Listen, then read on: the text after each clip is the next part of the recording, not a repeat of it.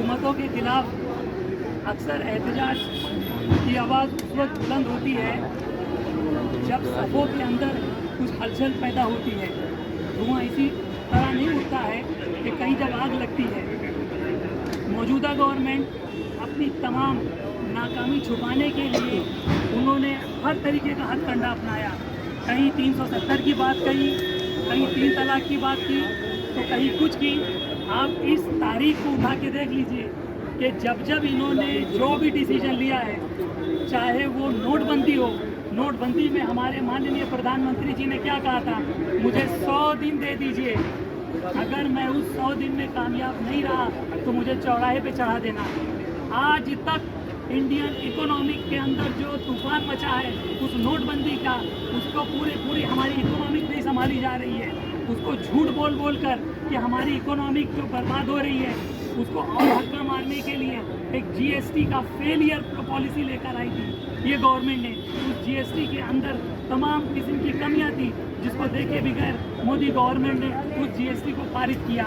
उससे जब उद्योगपति आम आदमी के ऊपर असर पड़ा, आज आप देखो हमारा जो जीडीपी थी, ग्रॉस डोमेस्टिक प्रोडक्ट, यानी जो हमारे यहाँ पे जो प्रोडक्ट पैदा होता है, मैन्युफैक्चरिंग यूनिट होती है, हमारा जो यूज़ होता है आइटम जो हमारे इंडिया के लोग बनाते हैं, वो 7 से घटते घटते घटते 5 पर आ गया और आज की स्थिति ये है तकरीबन 4 पे हो गया। उसका तर्क अगर पूछा जाता है पार्लियामेंट के अंदर हमारी सीतारमण फाइनेंस मिनिस्टर से, तो कहती हैं कि भाई प्याज का रेट क्यों बढ़ रहा है, तो कहती है कि मैं प्याज नहीं खाती। तो ठीक है, अगर आप प्याज नहीं खाती तो आपकी हिम्मत है जब आप वोट लेने जाना तो सीधा कह देना कि प्याज खाने वाले मुझे वोट नहीं दे। ये आप लोगों का काम बनता है जो बेतुका जवाब दे पार्लियामेंट के अंदर या स्ट्रीट के अंदर, ये पब्लिक का काम है ऐसे बेतुकों को बेतुका जवाब दे देने के लिए। इस तरीके से जीएसटी जब फेल हुई 370, इसी तरीके अपनी सारी नाकामी आज मोदी गवर्नमेंट को अच्छी तरीके से पता है कि हर मुहाज पर वो, चाहे वो एजुकेशन हो, चाहे वो हेल्थ हो, आयुष्मान भारत इन्होंने जो योजना निकाली थी गरीबों के लिए, आज उसका हाल देख लीजिए। हेल्थ के अंदर जितने भी हॉस्पिटल्स हैं उसको एक्सेप्ट कितने लोग कर रहे हैं। अभी की खबर आई है 3000 करोड़ का बजट एजुकेशन से मोदी गवर्नमेंट ने उसको कम किया है। ये किसका नुकसान है बताइए?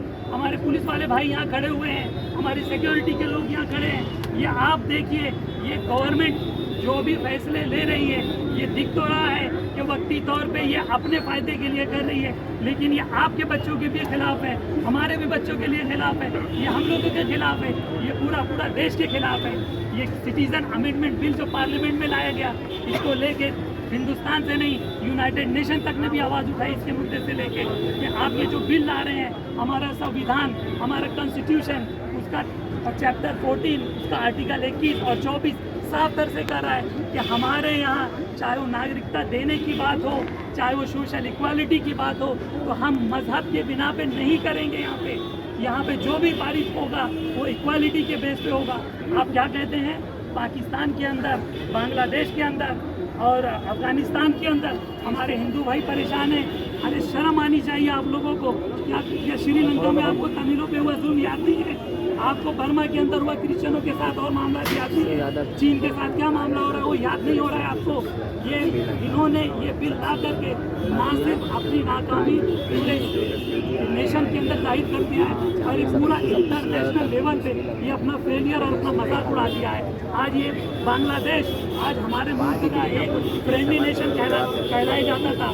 पाकिस्तान के खिलाफ कभी भी कुछ बात होती थी तो बांग्लादेश हमारा समर्थन करता था। लेकिन आप देखिए, जब से ये सिटीजन अमेंडमेंट बिल को पारित किया है राज्यसभा में, वहाँ के फाइनेंस मिनिस्टर वापस जा रहे हैं, वहाँ के होम मिनिस्टर वापस जा रहे हैं और उसके बाद वहाँ की गवर्नमेंट ने सीधा कह दिया है कि अगर हिंदुस्तान हमारे यहाँ से गैर कानूनी जो लोग गए हैं उन लोगों को एक लिस्ट में नाम दे तो हम ये वापस ले लेंगे। ये आपने गवर्नमेंट ऑफ इंडिया ने कौन सा स्टैंड उठा के पूरा एक भूचाल खड़ा कर दिया है? आपने अपने आप में एक जगह आपने बांग्लादेश के अंदर कट्टरपंथियों को ताकत दे दी है कि जहाँ पर कट्टरपंथी कैसे डाउन हुआ था। पाकिस्तान के अंदर हमारे हिंदू मेजॉरिटी के जो लोग थे, भाई थे, उनके लिए भी आपने एक आफत खड़ा कर दिया है। अभी आज का आप वहाँ पर इंटरनेशनल अखबार उठा करके आप देखो, पाकिस्तान के जो हिंदू भाई हैं उन्होंने सीधा रिजेक्ट कर दिया है कि हमको इंडिया का जो ऑफर है अमित शाह का वो एक्सेप्ट नहीं है। अफगानिस्तान हमारे साथ खड़ा था, यूनाइटेड नेशन हो या कहीं भी हो, पाकिस्तान के खिलाफ जब बात करने की बात आती थी तो अफगानिस्तान हमारे साथ खड़ा होता था। आज आपने अफगानिस्तान पर भी उंगली उठा दी है कि वहाँ पर भी इस तरीके की बात हो रही है। आप करना क्या चाहते हैं? आपकी मंशा असल में क्या थी कि नोटबंदी ये कर रहे थे, क्या कह रहे थे कि इससे आतंकवाद कम होगा, इससे करप्शन कम होगा, लेकिन आप देखिए इनका निशाना कुछ और था। नोटबंदी के जरिए इन्होंने बहुत बड़ा इकोनॉमिक ब्लंडर खड़ा कर दिया, बहुत बड़ा लेन देन का मार्केट खड़ा कर दिया। इनकी वजह से आज कश्मीर कई महीनों से एक पूरा कर्फ्यू के अंदर बंद है। क्या आतंकवाद वहाँ कम हुआ है? आप वहाँ फेल हुए। जितने भी कानून ये लोगों ने लाए अपनी जबरदस्ती से वो भी फेल हुए। इसी की वजह से ये सिटीजन अमेंडमेंट बिल जो है, जो अब सिटीजन अमेंडमेंट एक्ट हो गया है, ये भी पूरी तरीके से फेल हो जाएगा। हमारे अमित शाह कहते हैं कि हमारे इस लॉ से मुसलमानों को डरने की जरूरत नहीं है। ठीक है, हम अल्हम्दुलिल्लाह हम हिंदुस्तान के मुसलमान हैं। पाकिस्तान से कोई माइग्रेट होके हिंदुस्तान तो आया नहीं, अफगानिस्तान से कोई माइग्रेट होके हिंदुस्तान तो आया नहीं। इसके अंदर से जो यहाँ के प्रवासी हैं उनके पास वो दस्तावेज हैं, लेकिन ये क्या तमाशा है? आपके कहने पे हम अपना दस्तावेज दिखाएंगे क्या? हमने आपको जो बिठाया है गवर्नमेंट चलाने के लिए, पब्लिक की आसानी के लिए, आज तकरीबन 6 साल हो गए। 6 साल से सोशल एक्टिविस्ट डिमांड कर रहे हैं कि मोदी साहब आप अपनी MA की डिग्री दिखाओ। आप अपनी MA की डिग्री दिखा पा रहे हो? स्मृति ईरानी से बोला जा रहा है आप अपनी 10th और 12th की डिग्री दिखाओ। जब आप अपनी डिग्री नहीं दिखा सकते हैं, आप हमसे सर्टिफिकेट मांगते हैं जिसके बाद दादा हिंदुस्तान की पैदावार नहीं है। 1857 से लेके अभी तक की जद्दोजहद की आज़ादी को देख लो, तकरीबन 5 लाख उलमा ने इस हिंदुस्तान की आज़ादी के लिए खून बहाया। इसके अंदर 1857 के अंदर दिल्ली के अंदर जो तकलीफें हमारे उलमा ने उठाई है, आप देख लो, संघ का एक भी आदमी आपको नजर नहीं आएगा। गांधी जी ने जब खिलाफत मूवमेंट जो अंग्रेजों के खिलाफ जब निकाला, इन लोगों ने अंग्रेजों के खिलाफ निकाला मूवमेंट गांधी जी ने, और नॉन कॉपरेशन मूवमेंट चलाया। इस मूवमेंट को रोकने के लिए संघ के विचारधारक गोवालकर वगैरह ने उसका बाइकाट किया वहाँ पे, कि वहाँ पे उस मूवमेंट पे हिस्सा मत लो उसके अंदर। तो आप लोगों का बोलना कुछ और है, आप लोगों का करना कुछ और है। ये सिटीजन अमेंडमेंट बिल जो लाया गया है, इसका असल निशाना क्या और है? इसका मंशा ये थी कि NRC के अंदर क्या हुआ, अभी तक ये दावा करते थे कि कहीं 40 लाख घुसपैठी हिंदुस्तान में बांग्लादेश से आए हुए हैं या दूसरी जगह से आए हुए हैं, कहीं 1 करोड़ आए हैं। इनके तो जबान पे कंट्रोल है नहीं, जो भी मुंह में आता है बक देते हैं। इनको शर्म भी नहीं आती है। पार्लियामेंट से लेके ये स्विट्जरलैंड के अंदर जब हमारे प्राइम मिनिस्टर साहब इंटरनेशनल इकोनॉमिक फोरम में जाते हैं तो कहते हैं हमको 600 करोड़ लोगों ने वोट देकर जिताया। अरे क्या तमाशा है यार इसके अंदर? ये आप बोलते क्या है इसके अंदर? तो इनका बोलना कोई मकसद नहीं होता। जो इन्होंने कहीं 1 करोड़ कहीं 40 लाख बहरहाल कुछ भी कहा कि NRC के तहत हिंदुस्तान के अंदर जो गैर कानूनी तौर से लोग रह रहे हैं उनको यहाँ से ठीक है निकाला जाएगा, कोई बात नहीं है। जो भी घुसपैठी है, इल्लीगल घुसे, उनको सबको निकालना चाहिए। हमने यहाँ पे कोई खैरात खाना खोल के नहीं रखा है। हमारी इकोनॉमिक कंडीशन ऐसी नहीं है कि आज हम हमारे मुल्क के लोगों को रोटी, कपड़ा, मकान और बिजली तक नहीं दे सकते हैं, तो आप कहाँ से लाखों लोगों को अकोमोडेट कर पाएंगे? लेकिन हुआ क्या, NRC जब लागू किया गया तो जिस तरीके से कोशिश की गई कि इसमें से कम लोगों को निकाला जाए, तो तकरीबन 19 लाख लोग NRC की लिस्ट से बाहर हो गए। अब उसके अंदर से हमारे नॉन मुस्लिम जो भाई रहे हैं उनमें से 14 लाख के करीब वो बाहर हो गए। उनके बाहर जाते ही बराबर इनके पेट में दर्द शुरू हो गया। ये निशाना कहीं और था, शिकार कोई और हो गया उधर पे। अब क्या किया जाए? अब उन 14 लाख में से कौन वो कोई बाहर के नहीं थे, यूपी, बिहार, झारखंड से, जैसे हमारे मुंबई के अंदर यूपी, बिहार, केरला, तमिल, कहाँ से लोग आके बसते हैं। आज उसकी दूसरी तीसरी जनरेशन है यहाँ पे, तीसरी जनरेशन है यहाँ पे, वो बैठ के यहाँ पे अपना काम काज कर रही है। उसी तरीके से आसाम के अंदर भी हमारे बिहार, बंगाल और कहीं से भी लोग गए हैं, वो काम कर रहे हैं वहाँ पे। अब वो बेचारे, उनमें से कितने लेबर, आप भी देखते होंगे, जो यूपी बिहार से लोग आते हैं, लेबर क्लास के लोग रहते हैं, क्या डॉक्यूमेंट्स होता है उनके पास? उनके घर की कंडीशन ऐसी होती है कि अब क्या बताएं उन लोगों की। तो वो बेचारे वो 2-2 जनरेशन से वहाँ रह रहे हैं, उनके पास डॉक्यूमेंट तो छोड़ दीजिए जनाब, रहने के लिए ढंग का मकान तक नहीं है उन लोगों के पास। अब उन लोगों से आप नागरिकता मांग रहे हो, वो ज़्यादातर वो लोग आ गए। आज जो आसाम जल रहा है, आसाम जल इसलिए रहा है, त्रिपुरा जल इसलिए रहा है, उनका एक ही मुद्दा है कहने के लिए कि भाई जो बांग्लादेश से जो घुसपैठ यहाँ पर आए, आप उनको हमारे सर पे क्यों रखोगे? जिस तरीके से यहाँ पे एक रीजनल पॉलिटिक्स का गेम खेला जा रहा था। आज पूरे हिंदुस्तान तो हुआ क्या है, ये NRC इनकी हो गई है फ्लॉप। अब वो NRC को सक्सेस करने के लिए उन्होंने बैकडोर से ये सिटीजन अमेंडमेंट बिल को लेकर आए हैं।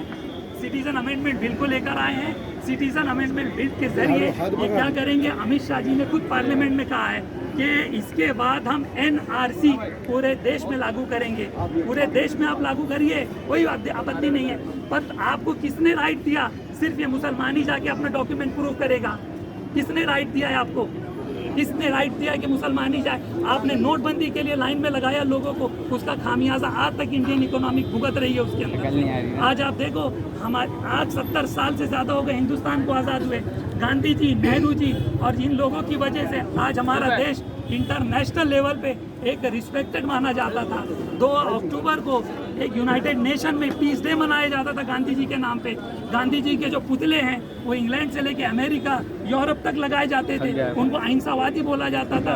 आज मोदी साहब ने क्या किया है, उन तमाम इज्जत का जनाजा निकाल दिया उन्होंने। आज आप देखो, यूरोप और अमेरिका की यूनिवर्सिटियों को उठा के देख लो, आज न्यूयॉर्क टाइम्स उठा के देख लो, वॉशिंगटन टाइम्स उठा के देख लो, उनकी हेडिंग्स उठा के देख लो, उनमें अगर टारगेट हो रहा है तो इनकी नाकामी, इनकी नाअहली की वजह से हमारे मुल्क की इज्जत नाकाम हो रही है। हम इनको बता देना चाहते हैं, हम प्राइम मिनिस्टर चेयर की इज्जत करते हैं, हम होम मिनिस्टर चेयर की इज्जत करते हैं, लेकिन उस पर बैठा हुआ आदमी अगर अपनी अंधी अकल थोपेगा तो उस अंधी अकल को हम कभी बर्दाश्त नहीं करेंगे। ये पब्लिक है जिन्होंने आपको उस जगह बिठाया है, इसलिए नहीं बिठाया है कि आपके मन में जो आए आप वो करेंगे। आपको बिठाया गया है देश की सेवा करने के लिए, देश को डेवलप करने के लिए, ना कि मुल्क के अंदर आग लगाने के लिए। तो ये आप जो बार बार कहते थे अमित शाह और मोदी जी, गुजरात मॉडल 2002 के दंगे देख लीजिए, और आसाम चल रहा है उसको देख लीजिए, दिल्ली देख रहा है उसको देख लीजिए। आज आप देखिए दिल्ली की जामिया में क्या हाल हुआ, उधर पे दिल्ली की जामिया में घुसकर बच्चों को मारा गया है। आज दिल्ली पुलिस ने इस बात को साफ तौर से बता दिया है कि दिल्ली के जामिया स्टूडेंट का कोई रोल नहीं है उसके अंदर, लेकिन फिर आपने उन पर मारामारी क्यों की? तो कहने की बात ये नहीं है, जामिया के अंदर जो भी एक्टिविटी हुई है, जो भी मारामारी जामिया में हुई है, ये स्टेट स्पॉन्सर्ड दहशतगर्दी थी जो अमित शाह और मोदी के नाम पे हुई है। बस